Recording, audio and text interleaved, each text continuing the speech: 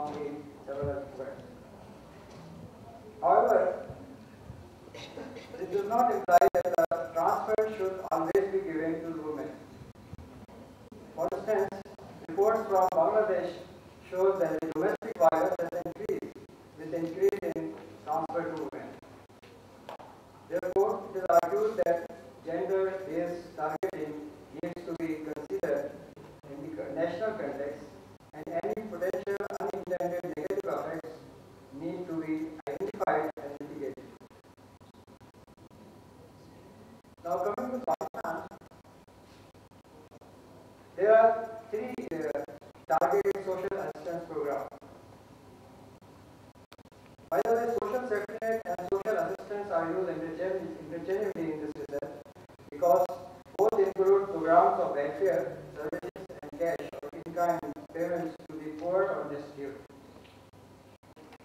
The three cash or in-kind programs, Zakat, Baitul Mal, and Benazir Income Support Program. Benazir Income Support Program, as you know, is a new initiative of the present government, while Zakat is a well-established form of cash transfer in Pakistan, which was introduced in 1980. Although Zakat, Pakistan, Baitul Mal, and KSP have a similar objective, providing basic supports, unconditional cash transfer to the poorest household. They have different histories, target groups, and financial mechanisms.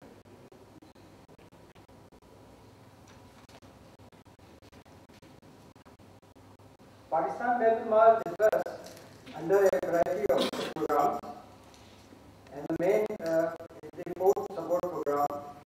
In fact, it was a food support program because now FSP has merged into BISP, the Benazir Income Support Program. Other programs of Pakistan Baitul Mal, for instance, also support rehabilitation through vocational training, education stipend, outreach program for poor patients, etc. Now, this is the gender distribution of Pakistan Baitul Mal recipients. And there are two categories. One is the food support program, and the other program is the right side. And this data for the year is 2008-9. The figure reveals significant provincial differences in terms of recipient gender. In the food support programs of Quran, the share of male is considerably higher than Khyber Pakhtunkhwa, and Balochistan. The line is showing is the female recipient, and the bars are showing the male recipient. So in Punjab and Sindh province, there is a less discrimination, and women has an edge. However, in the other program of Pakistan Baitul Mal, clearly all provinces show a major discriminatory trend against women. And these are the line is below the 50% below the class, approximately. Zakat is dispersed. Two main programs of Zakat. One is the Guzara allowance or subsistence allowance, is the regular cash financial assistance, and the rehabilitation grant. Zakat Guzara allowance is a recurrent monthly transfer of rupees 500 per household, which while rehabilitation grants are one-time payment, which can range from 10,000 to rupees 30,000 per household. Other program of Zakat include educational stipends, healthcare support, aid grants, marriage assistance, etc. This is the gender distribution of Zakat recipients. And again, you can see in Punjab, the female has more than 60%, 57%, 58%, and in also in Khyber Pakhtunkhwa, the situation is quite better. However, in Balochistan, there is a slight male recipient has an age slightly. The other programs here are also showing the male domination contribution in the card received.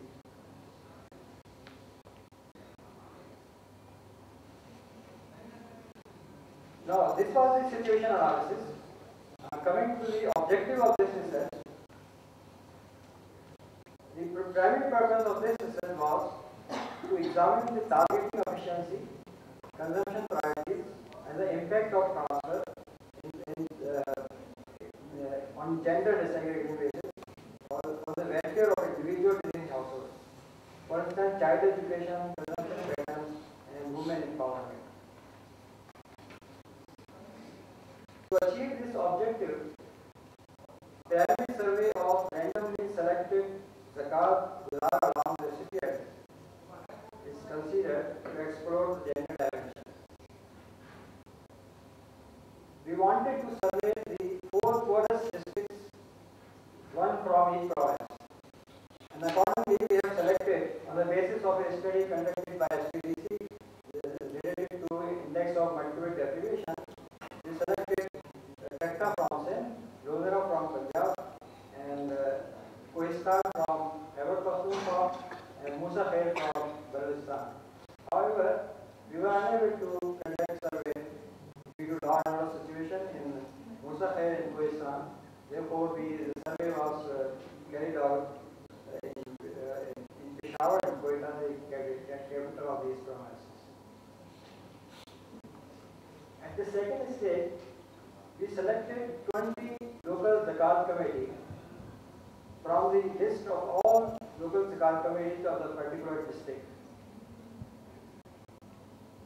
And at the third stage, we randomly selected 6 recipients from each local Zakat committee.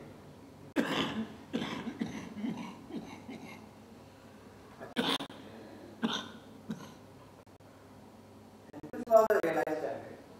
We enumerated 483 recipients, 58% female and 42% male, and they will show the gender and urban, rural, provincial distribution of the census.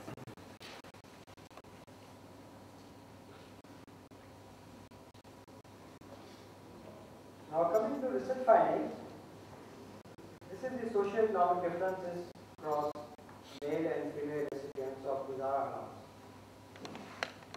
And you can observe that small family size and low dependency is characterized by female recipient household, and the major occupation for the male recipients is the laborer, and marital from the record marital status, 61% are widows and female recipients are.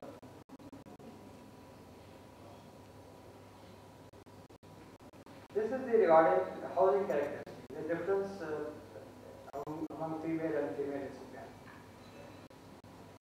You can observe marked differences in improper roofing, which we define as unbaked bricks, wood, thatch, or furnace, ownership of houses, and electricity connection. These are lower in case of female recipients.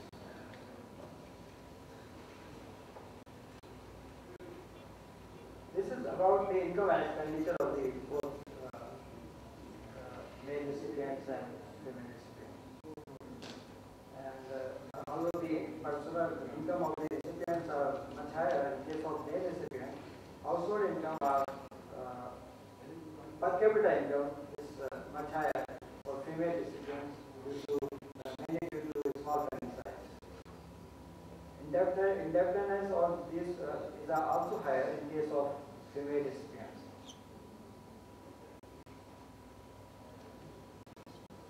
This data portrays the value in terms of household assets.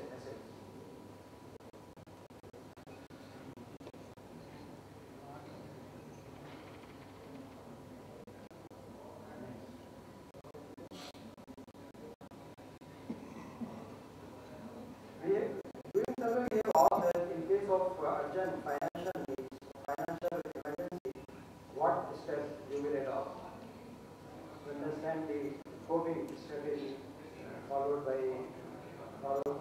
male or female recipients, difference between these two groups.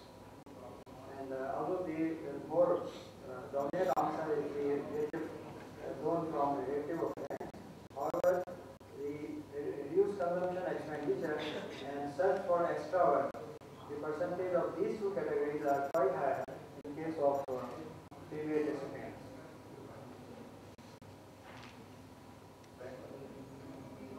This is the educational characteristics of female or male recipients. Although almost all female recipients have had no schooling, the highest level of schooling in their household is more than the male recipient household. No difference in terms of extent of technical training and schooling were had is evident from this report. This is an important finding, and we found that about 25% are male, are non-poor,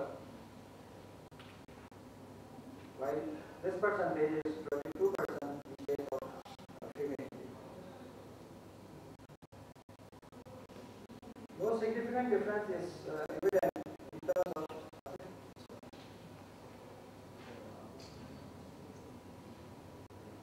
non-poor. Here we mean that per capita monthly expenditure of these households is above the official poverty line. The latest available official poverty line of 2005-06 was adjusted using new tribal mix. The poverty threshold for 2009-10, in the year we surveyed these households, is estimated as rupees 1687.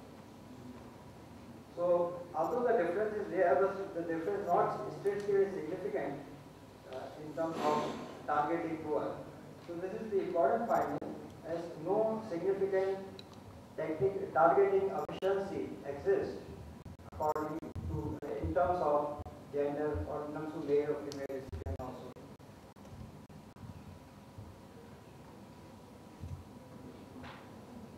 This is also an important finding.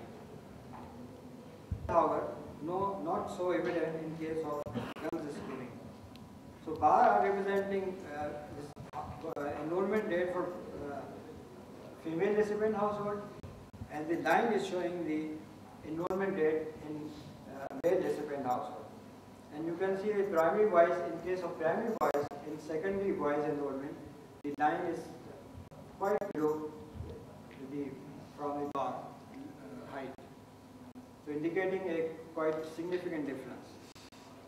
This difference is next. We have discussed this in terms of statistical significance, and here this table provides the evidence of statistical significance in terms of p-values. Enrollment rate of boys in female recipient household are estimated at 60 and 40% for primary and secondary schooling respectively. The comparative rate for male recipient household are much lower and estimated at 45 and 25. And you can see in case of girls schooling, primary or secondary, the phenomena or the difference between these two groups are not statistically significant according to p-value, which is a statistical method to compare difference between two means, two group means.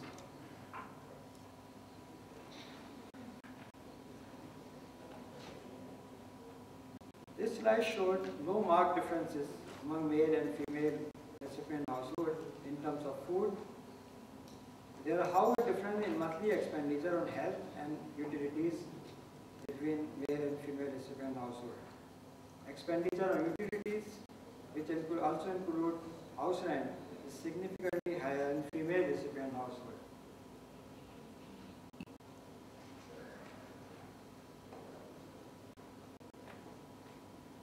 This slide showing the average monthly consumption of nutritionally important food items. There are mixed results. Per capita consumption oil, ghee, and milk are slightly higher in female recipient household. On the contrary, per capita consumption of cereal and meat are higher differences, consumption of cereal and of oil are statistically significant according to p-value.